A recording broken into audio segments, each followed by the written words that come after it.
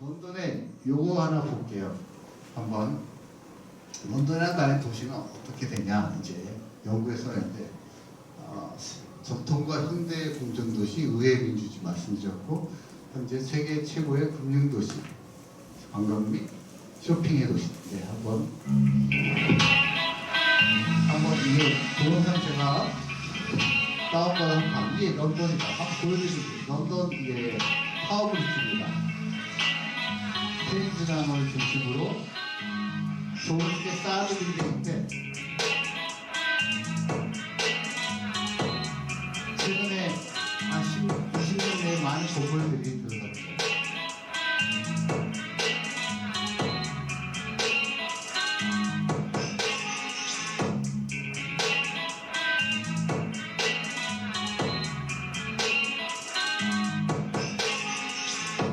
런던 라인이라는 거.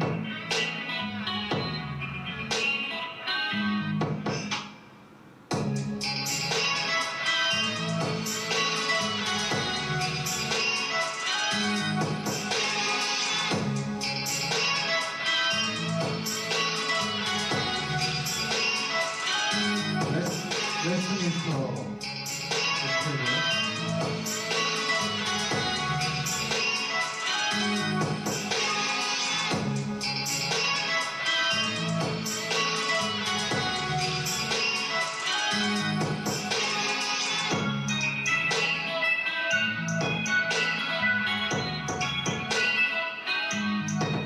세인트폴 성당,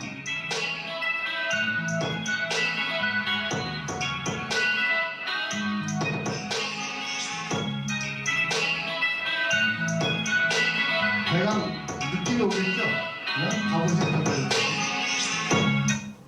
그래서 이런 도시가 런던이다 하는 거를 이제 안 가보신 분들은 그랬고, 뭐 제가 찍은 사진입니다. 버킹엄 궁전, 왕이 있는 그 앞에하고 위에는 새롭게 짓는 저희는 사드나 다른 워키토크 빌딩이나 뭐 여러 가지 새로 짓고 있는 건물. 저 뒤쪽이 보시면 카나리 워프 쪽이에요. 그 새로운 금융 도시가 포하기 때문에 저 외곽에 진 거죠. 그래서 저기는 맨하탄과 같은 도시가 되겠습니다. 그래서 제 책에 설명한 내용들이 전통과 현대의 공존도시, 최고의 금융도시, 전 세계 및 관광의 수도의 도시다. 그래서 아까 앞서 설명한 내용입니다. 그리고 런던은 서울보다 약 2.5배 커요. 그래서 뭐 강남과 강북이 있는데 거기도 테임스강 약 900만 명이 있습니다. 그래서 런던의 행정구역은 33개인데 그 중에서 1번, 2번 보면 시티 오브 런던이 시내 센터고 2번이 웨스트민스터 이렇게 구성이 되어 있습니다. 우리나라는 1번이 뭐 광화문 정도 되겠죠. 2번이 서대문구 정도 되고 보면 이렇게 되어 있고 그 런던의 이제 도시별 특징인데 이것도 제 책에 설명을 했습니다. 과연 동네별로 어떤 도시가 어떤 특성을 가지고 있느냐. 시티 오브 런던 가장 중심은 금융 중심이죠. 세인트폴 성당, 런던 타워, 런던 파워마크. 그죠? 시티 오브 웨스트민스터는 아까 영국 왕이 사는 버킹엄 궁전, 국회의사당, 웨스트사원, 트라팔거 광장, 그다음 첼시라는 지역은 뭐 제가 좀 주로 살았던 데인데 약간 박물관 위주로 많이 있는 지역이 있고 이렇게 지역별로 특성이 있으니까 나중에 여러분들이 어떤 그 지역을 갈 때 우리나라도 김태훈 대표님 그런 게 있나요? 어디 뭐 연희동은 뭐 설명이? 있을 것 같은데요. 한번 찾아서 저한테 우리도 있겠죠. 뭐 강동구엔 뭐가 있고 그래서 그 런던은 도시의 특징은 아까 영국 전체가 5만 불이었는데 여기는 한 10만 불, 맨하탄 경우에 한 14, 5만 불, 상당히 높죠 수준이. 그래서 주요 경제 허브는 금융지구, 은행, 디지털, 소매 및 엔터테인먼트, 여러분 뮤지컬 같은 거 말씀하시고 있습니다. 킹스크로스는 크리에이티브. 그래서 요새 핀테크가 가장 핫해요. 핀테크. 핫하고 패션, 기기, 헬스케어 이런 산업들이 유명합니다. 근데 포춘지 500개 중 75%가 런던에 본사를 두고 있다. 런던 지역별 산업도인데 보면 여기 위에 센터인데 금융지역이 있고 여기 킹스크로스역인데 소매죠. 가장 시내의 피카데리 쪽에 공원을 중심으로 지도를 그려놓은 거예요. 요것도 책에 있으니까 참조하시고요. 그걸 좀 합축해서 설명하면 런던은 금융중심이고 기술산업단지고 문화산업분역으로 이 세 군데로 섹션을 나눠서 있습니다. 그래서 시티 오브 런던은 세계 금융 중심지로서 런던 증권거래소, 로이드, 그 다음에 영국은행, 그 다음에 은행 및 금융기술이고 카나리아군 아까 멀리 있는 도시들 얘기했잖아요. 현대적인 그 시티뱅크라든지 그 웨스트엔드는 소매지역이죠. 여러분들 런던에 그 웨스트엔드 극장인 팬텀 오브 오페라라든지 캐치라든지 라이온 킹이라든지 이런 공연들 코벤트가 오스포스 이런 지역이 있습니다. 또 테크시티 지금 뜨고 있는 게 또 유럽에서 제일 큰 구글 사오고 300m짜리를 거의 완공해 있는 킹스크로스 그 다음에 웨스트 런던 방송국 위주로 이렇게 집중이 되고 있습니다. 또 서더크 좀 남쪽인데요. 다양한 문화시설, 예술시설을 가지고 있고 그레이치 여러분 천문대도 없이 해양연구기관, 대학 이렇게 주거환경은 되게 여기도 되게 비싸요. 뉴욕하고 저기 거의 망보죠. 세계 주택 가격이 가장 높으신 적 중에 하나고 임대료가 계속 상승이 돼서 약간 부담을 되게 좀 주고 있다. 최근에 주거용보트까지 좀 증가가 있다. 런던 도시는 아까 말씀드린 대로 영국하고 되게 비슷하죠. 그 중에서 런던의 특징적인 건 1170년에 런던 브리지가 건설됐고 런던에 아까 말씀드린 대화적 4분의 5가 손실돼서 됐다. 센트포 선언했고 타워 브리지 성공했고 그 다음에 2000년부터 사실 도시 재생 개발이 시작이 돼서 그래서 밀레니엄이라고 해요. 우리가 그 2000년도를 우리 어떤 세대를 영어로 밀레니엄이라 하는데 그런 그때부터 도시 개발 지난 20년간 지속적으로 새로운 런던으로 현재 변신을 하고 있다 이렇게 보시면.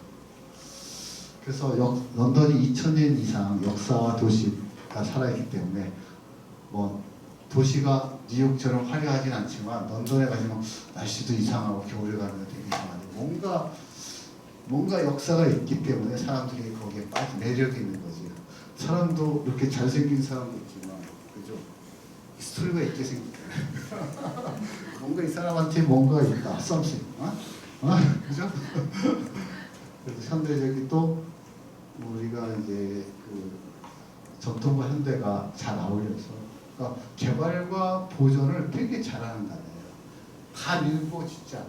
그러니까 기존 거를 조금이라도 남겨놓고 스토리를 부여하고 하고 있고 그래서 앞으로도 지속적 혁신과 발전을 통해서 신도시로 발전할 가능성이 높다.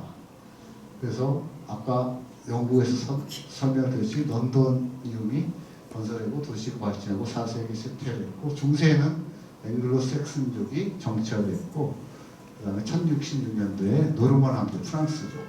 윌리엄 1세가 잉글랜드 정복을 할 때 그 당시에 이제 나중에 명소편에 타워 오브 런던을 소개할 텐데 런던 타워를 처음 만든 사람이 누구냐?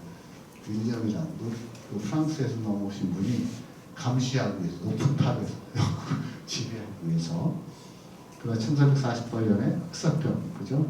그래서 인구의 반 이상이 사망을 했고 트도 왕조 시대에 그 당시에 대화재가 났었던 거죠. 그래서 크리스토퍼 덴이 도시를 재건축합니다.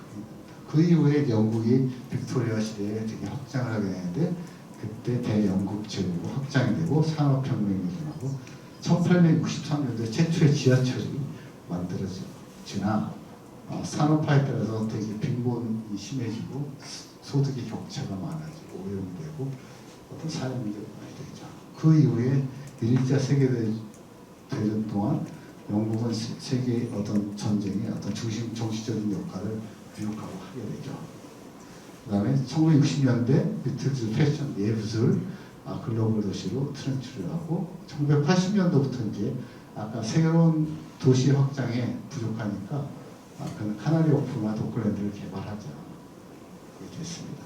2012년도에 런던 올림픽을 개최를 했고 현재는 금융과 문화와 교육의 메카로서 성장을 하고 있습니다.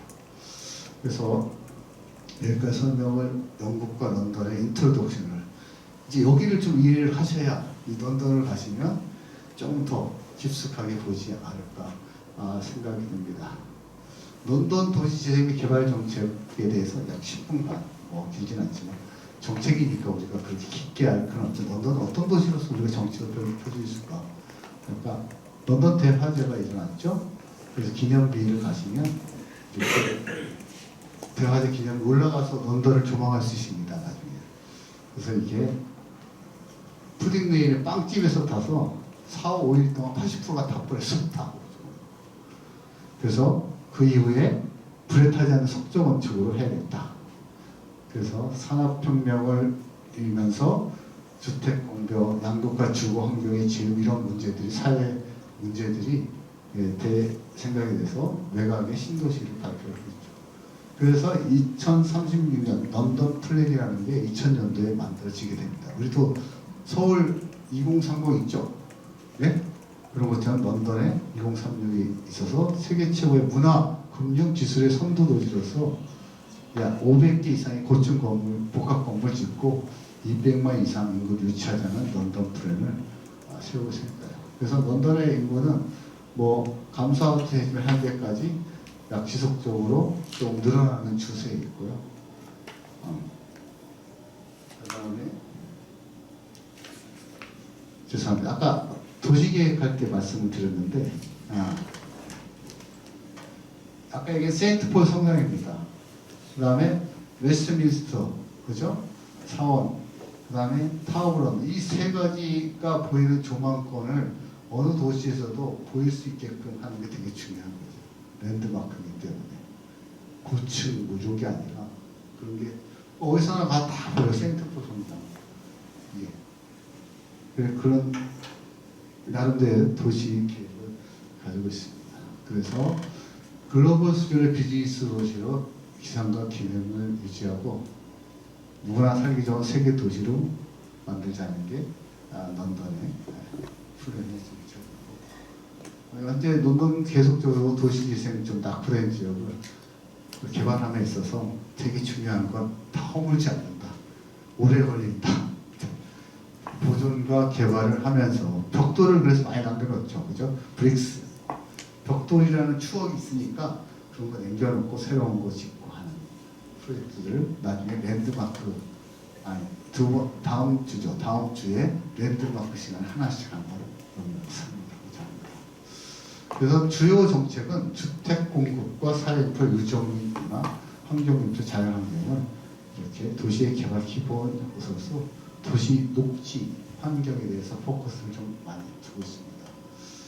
그래서 런던도 이제 처음으로 우리가 도시 재생 개발했는데 2000년대까지 실패가 90% 실패가 하다 보니까 워낙 보수적이고 전통적인 하나 고치려면 몇십 년 고치기가 그게 되겠어 안 되잖아요. 그런 시도를 초창기 대부분 실패를 했습니다. 그래서 그런 실패 끝에 2000년대에 많은 실패를 왜 했냐는 그런 걸 해서 도시 경쟁력을 향상시키기 위해서 공공 디자인 문화 쪽에 상당히 포커스를 둔 것 같습니다. 그래서 영국은 그 도시 재생의 중앙 지역, 로컬 세 개의 역할을 상당히 나눠서 독립적으로 우리 중앙에서 국토부에서 LH 시키고 LH가 어느 도시 그렇게 시키지 않고 나름대로의 각각의 파트너십을 가지고 그걸 갖다가 우리가 가버넌스를 잘하는 도시 같아요. 그래서 어번 리제너레이션 컴퍼니 UOC라는 걸 만들어가지고 지역마다 리버풀, 맨체스터, 세필드 만들고 지역마다 다 도시개발 공사를 각각의 독립적으로 만들고 중앙정부에서는 약간 지원 금액적인 걸 지원하는 거 아니고 정책이나 행정적인 지원을 좀 해서 약 10년에서 15년 정도 오랫동안 하죠. 우리는 도시개발 사업도 오래 걸리죠. 그죠? 그래서 영국 도시재생은 사람, 피플이 우선이고 지역사회, 공동체 세 가지. 아까 얘기한 그 네이버후드를 어떻게 만드느냐가 가장 똑같은 거죠. 그냥 우리 도시경비처럼 그 건물 낙후됐 으니까 새로 짓고 올리고 그런 거보다 사람 지역 공동체를 둬서 그렇게 두고 있다.